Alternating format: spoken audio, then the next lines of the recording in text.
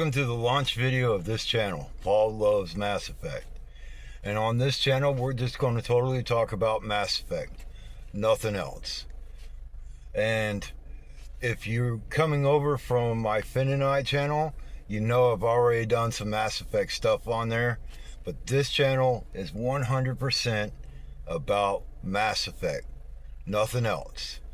So, with that being said, we're going to restructure and restart, and we're going to talk about Mass Effect from 2007, and we're going to talk about Eden Prime. In my opinion, Eden Prime is probably the greatest introduction tutorial worth thrust right into the narrative. The Normandy, flying through space, Seth Green's voiceover, perfect introduction. Then we meet Commander Shepard as he walks up to the hall to the bridge. And this is where we meet Joker and Kaidan Alenko. Right away, if you never played this game before and you have no idea what's going on, Kaidan and Joker are having a little bit of back and forth. And then the game introduces you to its core mechanic, the dialogue system. And then you, as Commander Shepard, you get 3 dialogue choices: Paragon, Neutral, Renegade. Paragon is blue, Renegade's red, Neutral is right in the middle. Alright. Your Paragon can be, I think he says something along the lines like, "You're right, this doesn't make any sense." And your Renegade, "Cut the chatter, your Marines, act like it." For me, my opinion, whether I'm playing Paragon or whether I'm playing Renegade, I immerse myself in the fact that he's a commander of a vessel.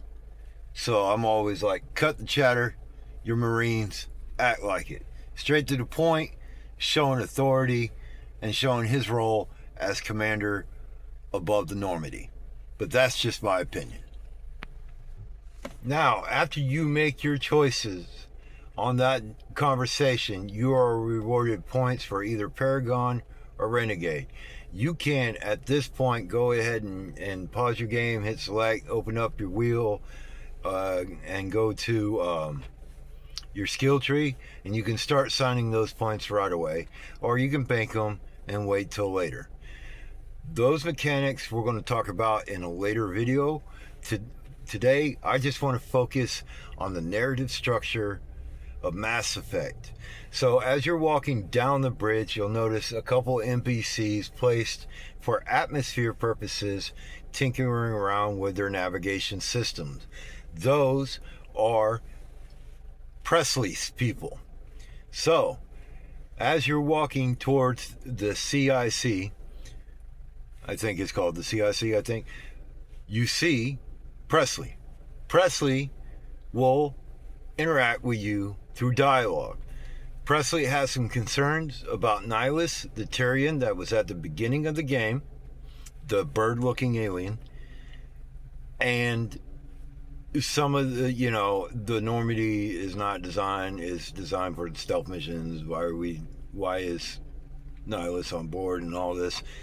And again, you can start Paragon, hold a conversation with them, but now a little bit of difference is you start noticing dialogue on your left.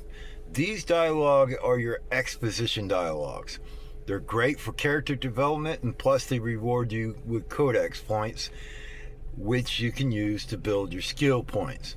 Now you can go through all 3s, or you can go to the right and just shut it down. Alright, so narratively, again, I like that I'm in the military. I'm going to run the military regs, and unfortunately a lot of the military choices that like a legit military person would make fall under the Renegade. I don't know why they designed that way, but it is what it is. And then I'm like, dude, information's on a need-to-know basis, bro. I'm sorry. Shut your mouth, do your job. I'll tell you when I need to tell you, and move on. And I don't think it's being an ass at all. I think it's actually being a leader and acting according to regulations. And then after we meet Presley, we meet everybody's favorite Mass Effect character of all time, Corporal Jenkins. And this young man is super excited, and he's all Rambo-like to get to Eden Prime. And you can press him and the nurse, Dr. Chocolates, or Chakwas. I like to call her Chocolates because she looks so sweet. But to press them for information about Eden Prime, Spectres, and so off. And Jenkins is just gushing.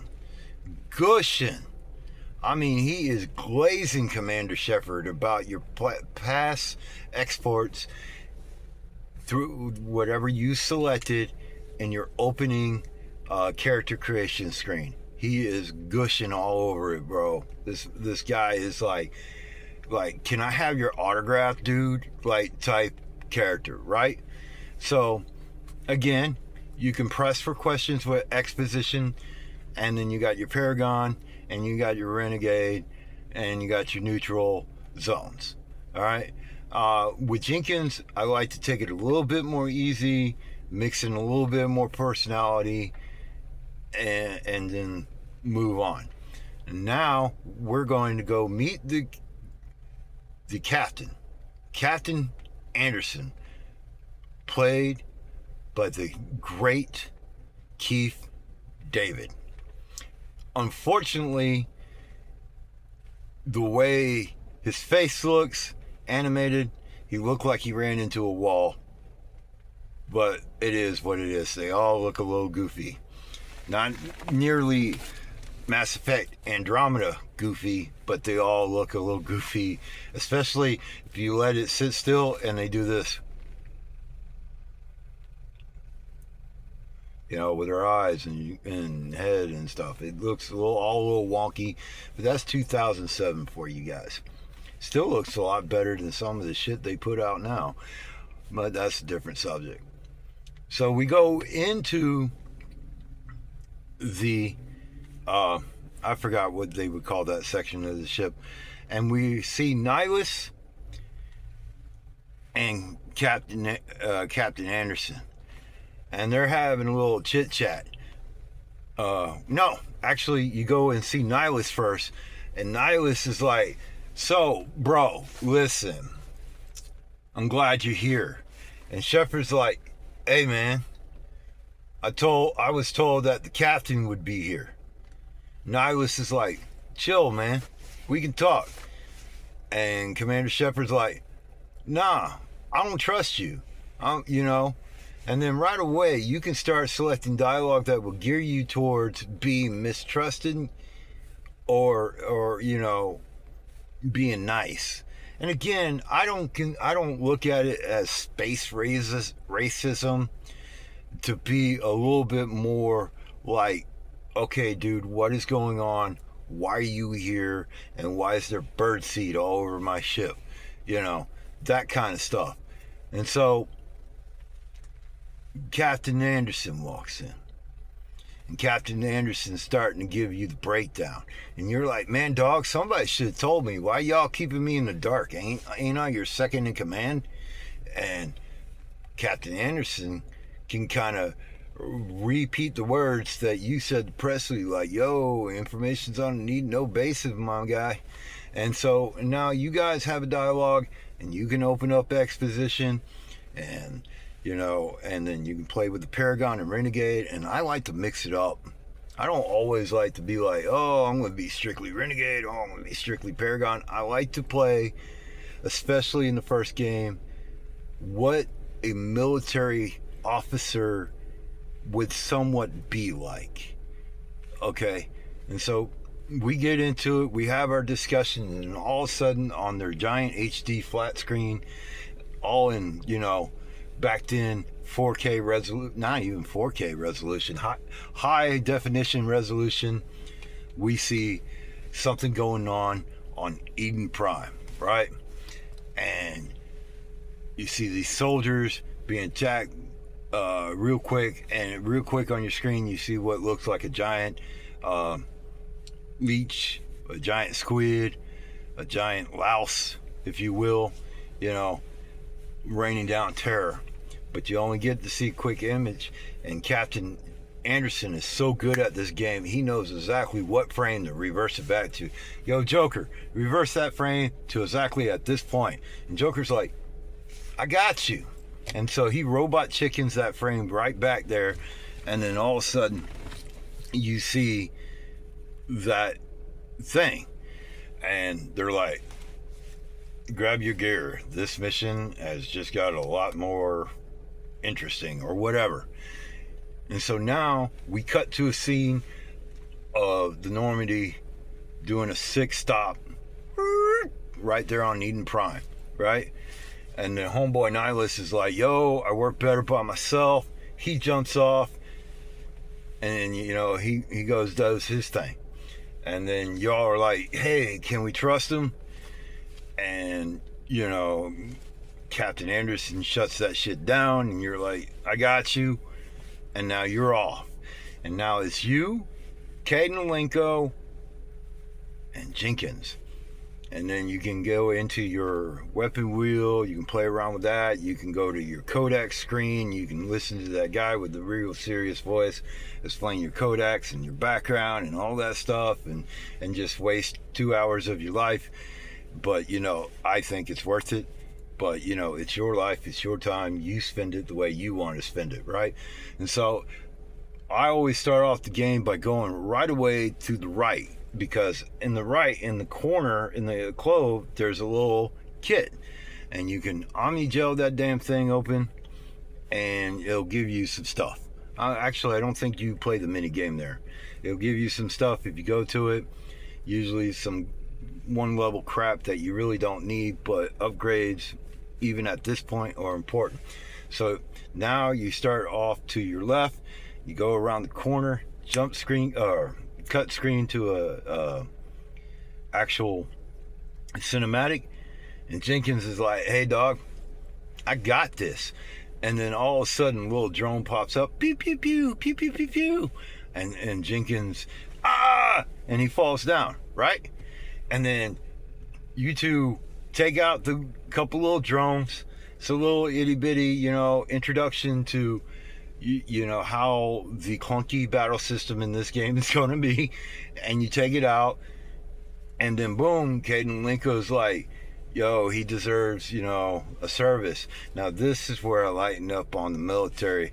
I'm not like, oh, he's a Marine, leave him, we'll worry about him later. I don't, that's kind of harsh. I'm like, we'll take care of him, but right now we got something that we need to do, right? So you push on, you know, everybody is over Jenkins a second later, okay? So you push on, and then fight a couple more drones, and grab a few more little things, items on your left, I think, or whatever, and then you see Geff putting people on spikes, and it's going through their chest, and you're like, ah! And you're just like, all right, man, what the hell is this, right? And then you walk up, and you meet Lazy Eye Ashley Williams, right? And you'll see why I call her Lazy Eye in just a second, right? And she, you know, and the game's not sexist at all. They literally put her in a pink and white outfit right off the beginning. No, you know, oh, girl, pink and white, let's go, right? And so you battle these, you know, you take care of these robots and drones and whatever, and you start talking to Ashley, and you're like, yo, what are these things? And she says, I don't know. I think they're the Geth. So what is it? You don't know, or is it the Geth? And you know, the Geth haven't been seen around, and it gives you backstory about the Geth and everything like that. And then there's a funny bit of dialogue here where it kind of just doesn't match. Like, you can be like nice and ask her questions, and then you'll be like, you hit one to make the conversation go into a direction, and then you'll be like, you're with us now, Ashley, whatever, move out, and then you can continue a conversation. It's so weird. It's like, move out. Oh, by the way, let's talk about for 5 minutes about something else. and then you go. And then there's a crate on your right, immediate pickup, because usually it's a better armor piece, and you can trade it out, and you can give Ashley a stronger armor piece and make Caden wear the pink and white, which is really funny. But you can do that, and then you move on. You fight a couple more Geth. You stop at this little thing. Oh, the beacon was right here. It must have been moved. And then Nihilus hits you up on the radio. You move up a hill. Fight some more Geth. Fight some Husk, which are this game's version of zombies. You fight those things, and then you get to the door, and then you play Simon Says, and you open up the door. You open up the door, and this is probably one of the most famous and funniest interactions in video games. All right, so you got Manuel and I forgot what her name is, and you're asking questions, you're doing your investigation, you're going through there. Manuel is just talking some off the wall nonsense. He's talking like a prophet high on acid, right? And you're like, dude, what is this dude's issue, right? And she's like, well, he's off his meds. So if you hit Renegade, even Paragon players have a hard time resisting this one. If you hit Renegade, you just look at the camera and you go, say goodnight, Manuel. Just like all weird and shit, like, say goodnight, Manuel, right? And then you go over there and you just knock his ass out. And then you literally have the option, after the nurse is like, oh my God, what did you do? You have the option to go Paragon, and he will go, well, he was about to hurt himself or someone else. And the shit's funny. It's hilarious. Anyways, you step out of there, you continue on down your path, and then you see the ship. Alright. You see that ship. That ship should not be able to land in the first place, nor should it be able to take off, as big as it is. But sci-fi be damn. So you see the shit, and it does its thing, and then it cuts to a screen of Nihilus walking around like, yo, what's going on, right? And then Saren, another Tyrian, he's like, yo, you're from a different flock, you ain't part of my flock. Pop in the back. He's like, I got this, I'm taking care of it. Gunshot in the back. Nihilus is gone. Alright, so we done lost 2 people in this tutorial. We lost Nihilus, and then we lost Jenkins. You remember him? The one that we forgot about 2 minutes ago. Yeah. And then you fight some more Geth and drones, and then you go to this little cubby hole, and there's 3 people staying in a small little shed. And if you go in the shed, you can pick up some items, but you notice like where are these 3 people? Were they sleeping on top of each other? What were they doing in here? Hiding? Were they hiding? Were they? I got some questions.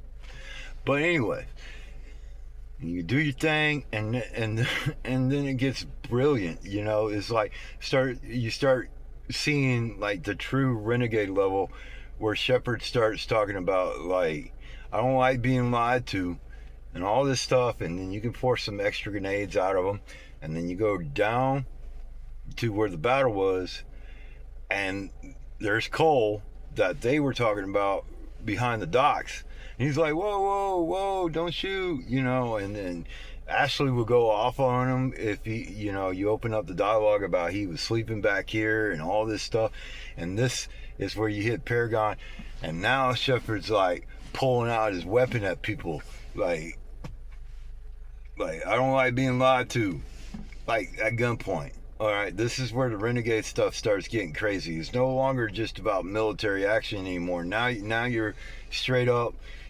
being an ass, punching people out, flashing your weapon, threatening to kill people, and it gets worse.